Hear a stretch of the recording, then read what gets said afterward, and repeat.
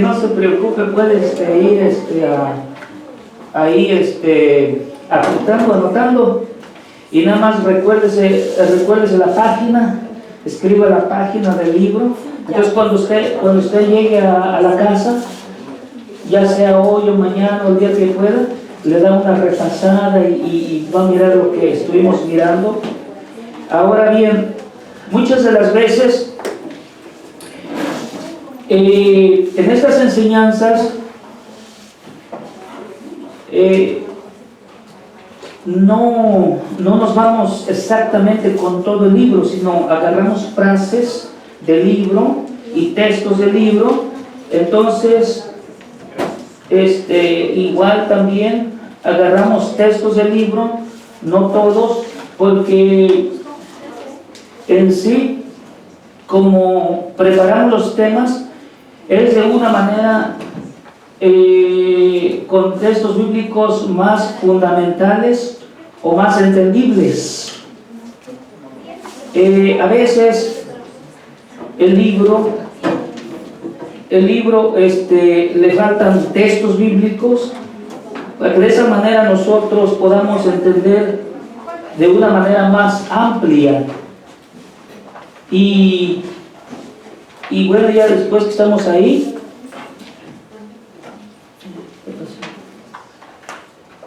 ahí está. Esta es la primera cita que vamos a leer. Pueden ir buscándola ya, en eso sigo hablando. Es la única cita, bueno, como dos más, si no me equivoco, no les puse el contenido. Me pareció bien así. Algunas no les los puse porque el contenido es súper larguísimo, entonces voy a necesitar varias laminillas para que quepa el contenido. Y de esa manera, pues, como les decía hace rato, ya ustedes buscan el texto, lo escriben y estamos listos para dar inicio, porque lo más bonito, mejor es que vayamos juntos leyendo, o ya sea que si estoy leyendo yo, están leyendo ustedes, para mirar y comprobar que sí, pues que todo está en la Biblia, ¿no? Si alguien necesita ayuda para buscar la cita bíblica, acá necesitan ayuda, hermana. Entonces, Mateo está en el Nuevo Testamento, casi a la tercera parte de la Biblia, de donde se abre, a la tercera. Sí, está bien. Entonces, les decía, de esa manera ustedes ya escriben el texto, lo buscan con paciencia, lo estamos mirando, y de esa manera pues se les da tiempo. Ahora sí, también, como les decía, si quieren tomar una foto, pues también estaría muy bien, pero bueno, esa ya es decisión o ya es cosa personal, ¿no?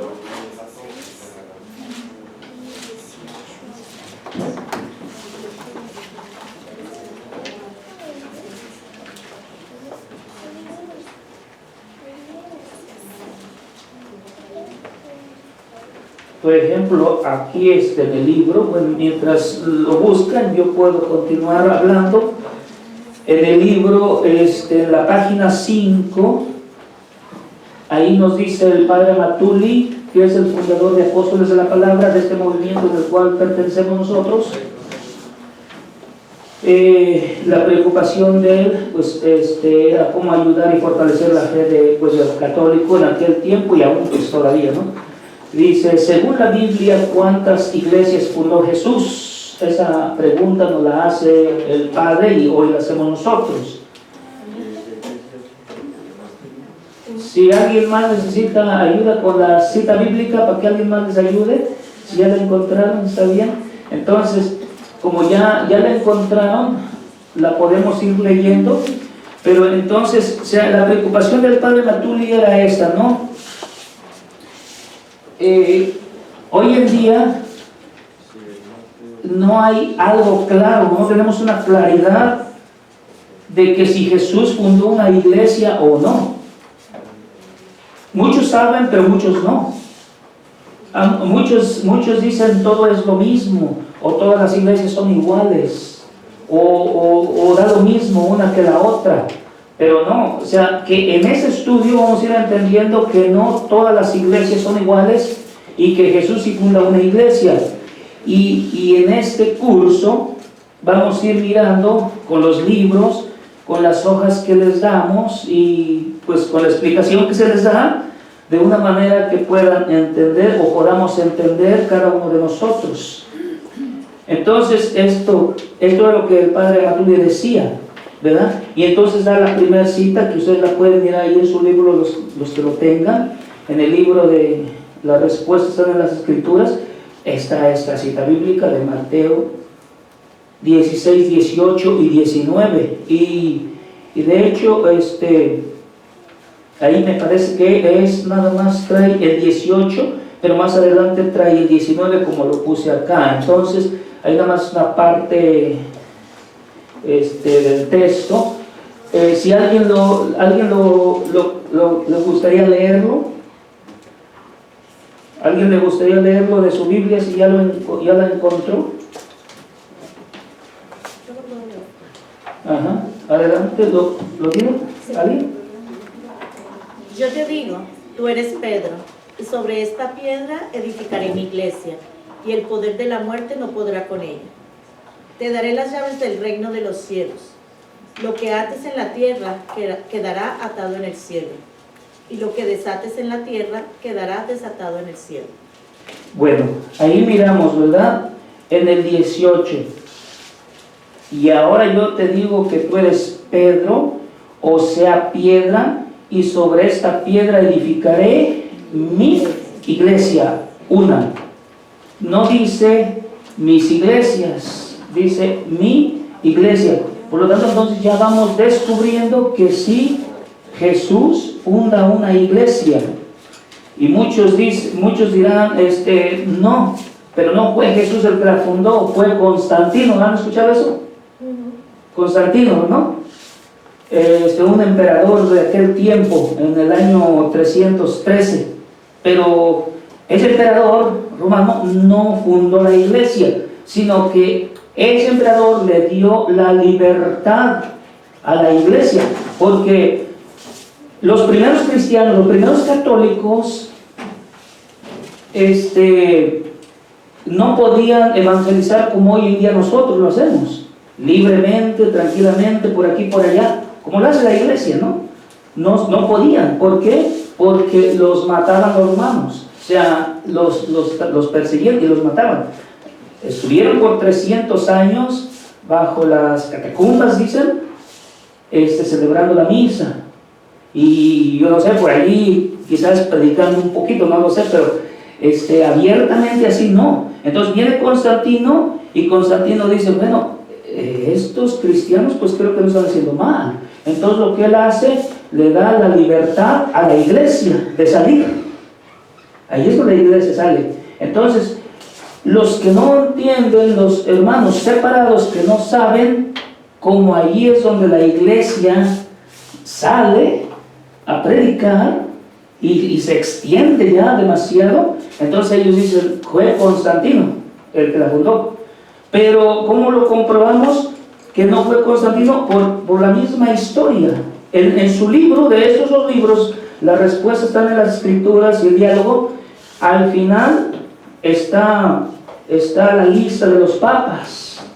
Entonces, en el año 313 después de Cristo, cuando ellos dicen que Constantino funda la iglesia, ya teníamos 32 papas hasta ahí. 32 papas.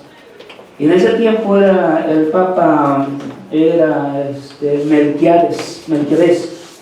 El papa Melquiades era el que estaba en aquel tiempo. Entonces podemos comprobarlo de esa manera y con la historia. O sea, la historia, bueno, pues sí, lo que es la sucesión apostólica, que eran los papas, los obispos, y pues ya, ¿no? Entonces ahí podemos mirar que no fue Constantino, sino fue mismo Jesucristo que funda la iglesia. Y muchos dicen, no, pero Jesús se apuntó a sí mismo con el dedo. Bueno, pero aquí en la Biblia no dice que se apuntó, Y tampoco no, si miramos en la segunda parte o en el 19 donde dice, yo te daré. Entonces dijera, yo me daré. Entonces yo te daré las llaves del reino de los cielos. Jesús le da las llaves del reino de los cielos a Pedro. Ahora, ¿qué quiere decir las llaves? La autoridad, la potestad sobre todo el rebaño, sobre toda la iglesia de él, que él ha fundado. Entonces, ahí miramos cómo no se da las llaves a él mismo, sino se las da a Pedro. Y dice, y todo lo que ates en el cielo quedará atado en la tierra. ¿Qué quiere decir eso? Que todo lo que permitas o no lo permitas queda respaldado por mí, le dice Jesús. O sea que Jesús respalda lo que hoy el Papa hace, ¿verdad? Refiriéndonos a la doctrina, refiriéndonos a la doctrina, Jesús le respalda. Eso es lo que quiere decir las llaves. A ti te daré las llaves del reino de los cielos. Las llaves pues no es como hoy conocemos, ¿no? Las llaves de la casa y eso, no, sino es autoridad, potestad, que viene solamente de Jesucristo. Entonces, y esa autoridad, esa potestad no se la da a ningún otro, se la da a Pedro. ¿Por qué? Porque ahorita lo vamos a mirar, porque sobre Pedro fue el quien funda la iglesia, y a él es al que le da el encargo de apacentar el rebaño de él. Entonces, ahí miramos claro que es la iglesia católica. Entonces, ahí ya dice, termina esto, y vamos a mirar el otro texto. A ver, a ver si esto funciona ahora. No va a funcionar, puede sonar, no sé. Voy a brincarme Vamos a leer Hechos de los Apóstoles 28, capítulo 20, versículo 28. Las dos S, ¿se recuerdan la semana pasada qué dijimos que significan? ¿Lo escribieron? Sí, los versículos siguientes, por ejemplo, 28 y siguientes. Lo estoy poniendo de esta manera, pero aprendiéndolo de las dos maneras, porque hay textos donde sí tiene, por ejemplo, 28 al 29, porque son los versículos, o 28 al 30, 31, de hecho es más, al 32, pero quiero hacerlo de esa manera para ir entendiendo o ir mirando cómo se escribe una cita bíblica. Igual, más adelante vamos a abreviar los nombres de los libros. Por ejemplo, Hechos, donde nomás va a ser H-E-C. No, H-E-H. Así, o sea, vamos a ir como quien dice, poniéndolo de esa manera, para que ustedes de esa manera vayan también identificándose de una manera más fácil. Por ejemplo, ustedes al final de la Biblia o al inicio, dependiendo de la Biblia, va a estar eso que les digo, por ejemplo, Hechos abreviado H-C-H. Entonces ustedes lo van a mirar en su libro, o Mateo MT o sea, Mateo y MT, para que ustedes se identifiquen con el nombre completo de Mateo, o si no, nomás con las dos letras. Y pues es una manera más corta solamente de cómo ir poniendo los libros. Entonces, ahí miramos cómo miramos en las dos imágenes, nomás que no se ve muy bien por la luz, que yo quería apagar esa luz, pero no, dicen que no se puede. Apagan aquella, se queda muy oscuro esta parte. Ahí se mira cómo Jesús le encarga el rebaño a los apóstoles, pero vamos a ir mirando que precisamente es a Pedro a quien le encarga ese mandato, o a quien le da esa autoridad. ¿Tienen el texto bíblico para que lo lean por ahí o lo podemos leer de acá? Hechos.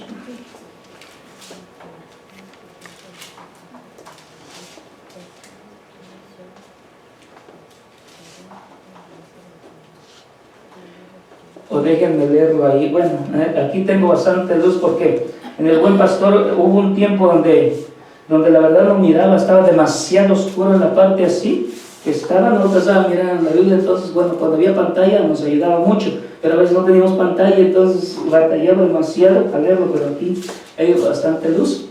Entonces, bueno, a mí a veces me gusta más leerlo de acá. Dice, ahí. ¿Sí lo encontraron todos? ¿Lo encontraron todos? Dice, nomás que les tapo, ¿verdad? Cuiden de sí mismos y de todo el rebaño en el que el Espíritu Santo les ha puesto como obispos. Ese mandato se los está dando a los apóstoles. Que cuiden, que se cuiden ellos mismos, cuiden de sí mismos y de todo el rebaño, como lo podemos mirar acá, pero que bueno, sabemos que pues nosotros no somos gorreras, somos personas, pero bueno, le pone el ejemplo ahí, pone el ejemplo ese. Entonces, pero lo importante es que, mire lo que dice aquí, en el que el Espíritu Santo les ha puesto como obispos. Entonces, la Iglesia Católica está dirigida por el Espíritu Santo.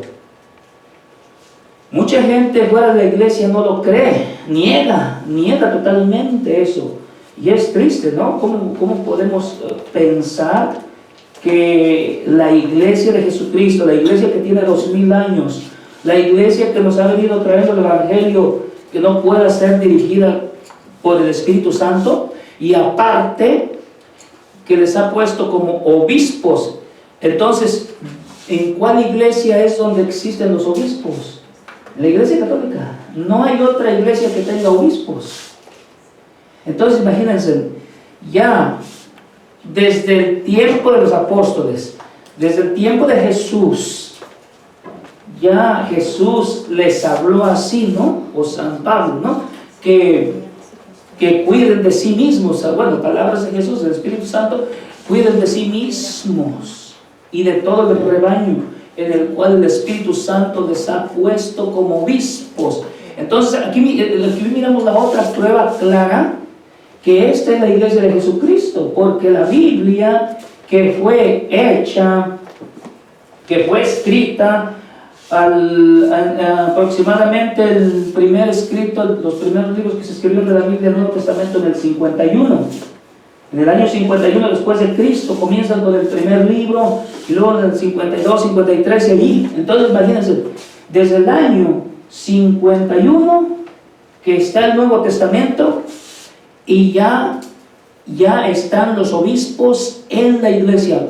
Ahora, no hay otra iglesia donde nos pueda mostrar que ellos tienen obispos.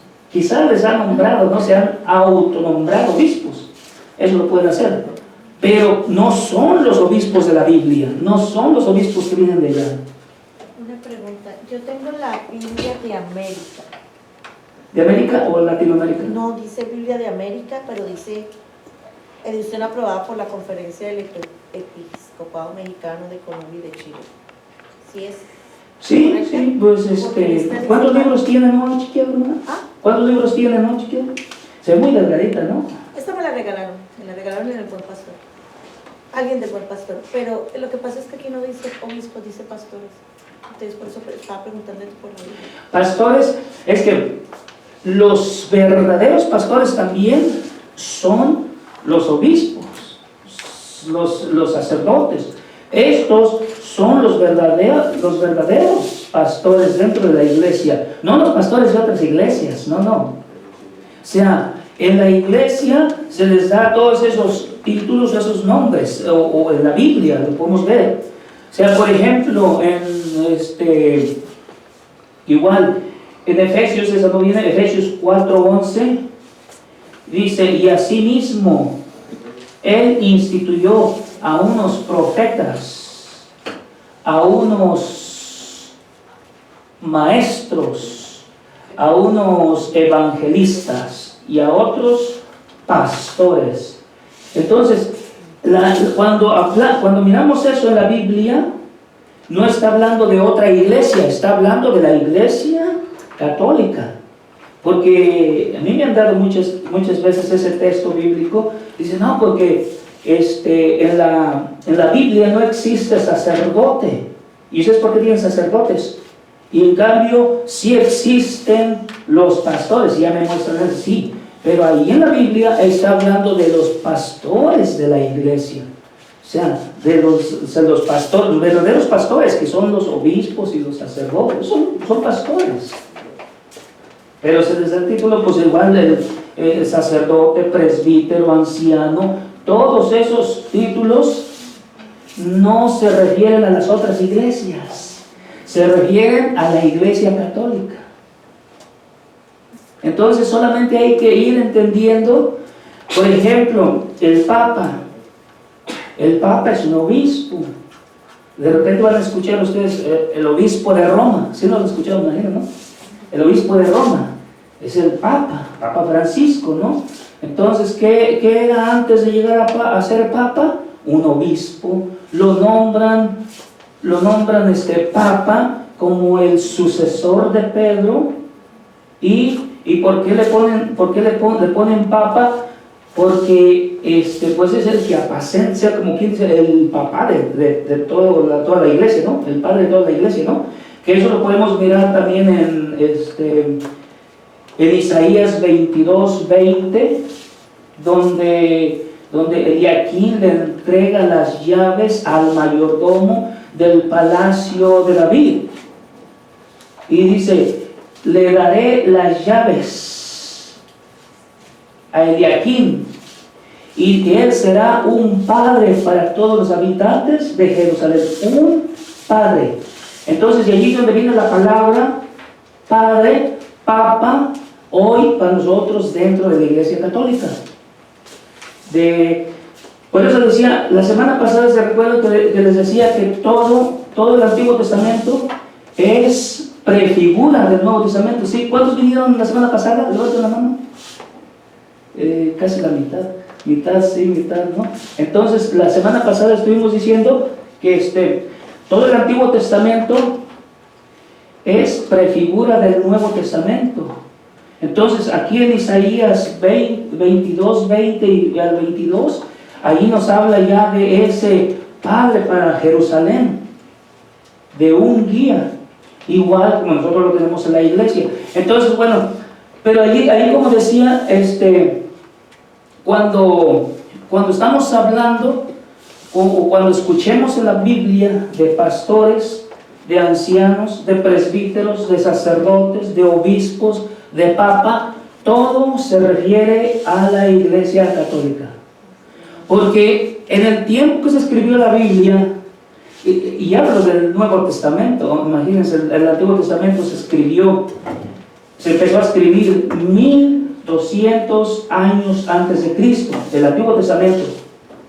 Entonces de ahí se viene escribiendo casi hasta los fines, ya, o hasta que entra ya la era de los cristianos o de Jesucristo. Entonces ahí miramos cómo, si antes de Cristo no existíamos, antes de Cristo no había cristianos, viene Cristo y comienzan los cristianos, comienza la iglesia católica. Entonces cuando comienza la iglesia católica se empieza a escribir la Biblia. Y por eso les digo, cada que miremos cualquier nombre, título, va a ser de la iglesia católica, porque no existía otra iglesia. Entonces, y luego dice como obispos, o sea, supervisores, pastorean la iglesia del Señor. ¿Ven cómo sí existe una iglesia? Porque les está dando el encargo del que cuiden el rebaño, ¿no? A los obispos, o sea, supervisores. O sea, los obispos, ¿qué tienen que hacer? Cuidar, supervisar, alimentar, y guiar al pueblo, o sea, a nosotros, ¿no? Y dice, pastoreen la iglesia del Señor. Entonces, miramos como si existe una iglesia. Pero cuando ustedes, a alguien les diga, Cristo no fundó una iglesia, la iglesia no es importante, o que no hay ninguna iglesia que Cristo haya fundado, lo vamos a mirar en muchos textos bíblicos que sí, aquí está, pastoreen la iglesia del Señor. Y fíjense lo que viene al último, que Él mismo adquirió con su propia sangre. Por eso yo le puse la imagen, ¿no? Que Él, la iglesia de Él, la fundó a precio de sangre. ¿Qué tuvo que hacer? Morir, ¿no? Morir para que la iglesia naciera. Bueno, los estudiosos dicen que cuando Jesús estaba en la cruz y que muere, ahí es donde comienza la iglesia. O sea, ahí es donde nace la iglesia. Muere. Y ahí nace la iglesia. Entonces, por eso dice así, ¿no? Por eso dice así, que Él mismo adquirió con su propia sangre, que fue necesario que Él muriera para que la iglesia saliera, naciera. Ahora, ¿cuál es el propósito de la iglesia? ¿Alguien sabe cuál es el propósito de la iglesia? Que alguien sea ¿cuál es el propósito o la misión de que Cristo haya fundado la iglesia? La salvación. Porque sin iglesia no hay salvación. Sin iglesia no hay salvación. Tenemos que estar dentro de la iglesia para nosotros salvarnos. Ahora dirán, ¿y entonces qué pasa con los que no están? No lo sé, hoy lo vamos a mirar, no lo sé. O sea, nosotros no podemos condenar a nadie, decir, no, pues los que están allá afuera en la iglesia se van a ir al infierno. No sabemos. Pero ¿se recuerdan lo que les dije bueno, eso está al final. Vamos a mirar ahorita de una vez. Vamos a mirar en Génesis capítulo 7. Ese versículo sí viene, el capítulo viene ahí, pero solamente el texto. Ahorita aquí nada más quise poner así para mostrar lo que la iglesia enseña. Fuera de la iglesia no hay salvación. No es invento mío. Génesis es al inicio. Ahí está. Génesis el 7, capítulo 7. Sí viene ahí, pero hay muchos números ahí, mejor nada más lo repito. Génesis 7, 1 y 7, son dos versículos. A lo mejor ahorita lo encuentro aquí. Génesis 7 es el caos del diluvio. Sí. Génesis 7, cuando miren el versículo, el número grande 7, y nada más váyanse al número chiquito al 1. 7, el capítulo grande 7, y el versículo pequeñito, ahí enseguida es el 7, el 1.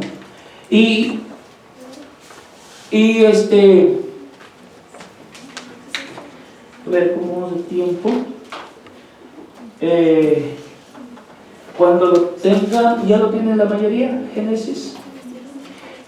Está casi al final, al inicio, digo, de la Biblia, al inicio.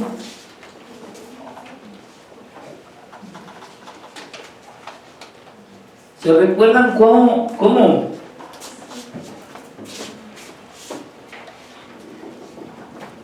al inicio de la Biblia nos habla del arca de Noé, lo que estuvimos hablando un poquito la semana pasada, de que dice Dios en el capítulo, es como desde el 6, cuando tengan un tiempo lean el capítulo 6, antes del 7, el 6 y el 7, y les va a ir explicando. Dice ahí que Dios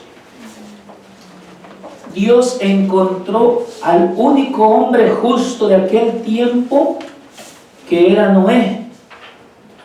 La persona más justa, más buena, por decirlo así, en aquel tiempo, cuando ya la ira de Dios se acababa, como hoy en día, ¿a poco no?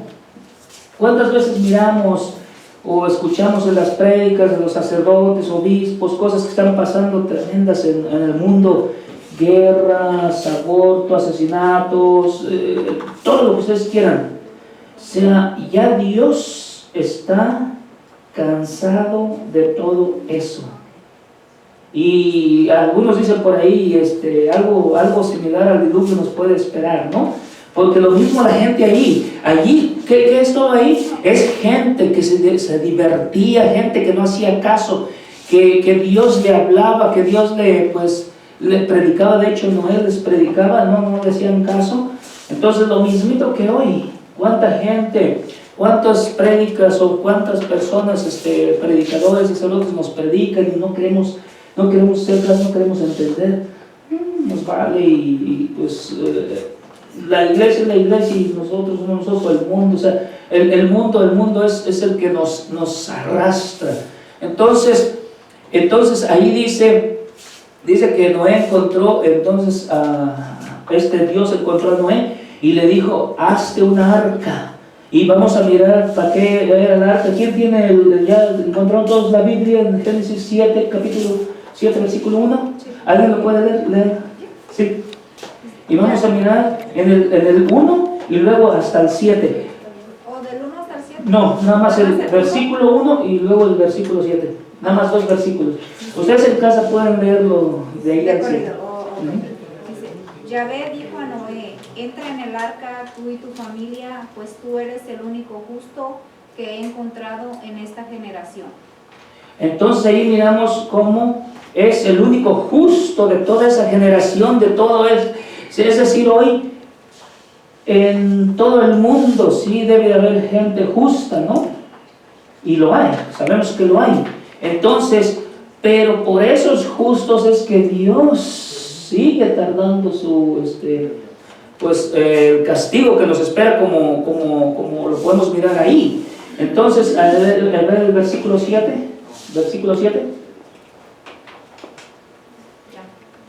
ahí mismo en el 7.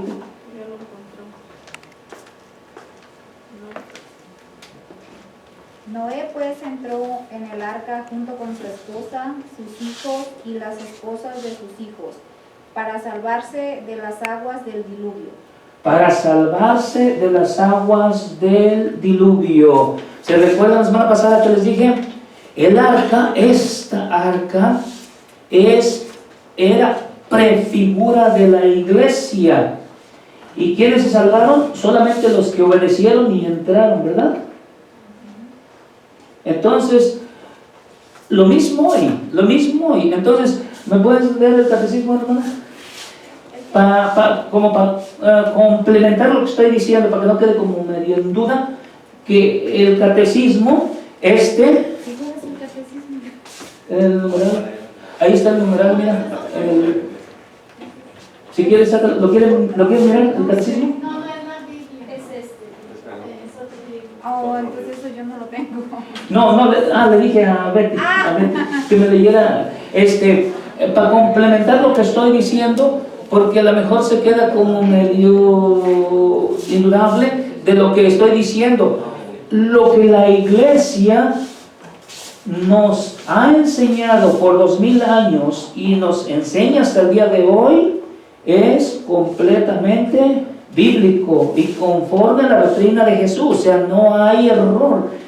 En el catecismo no hay error.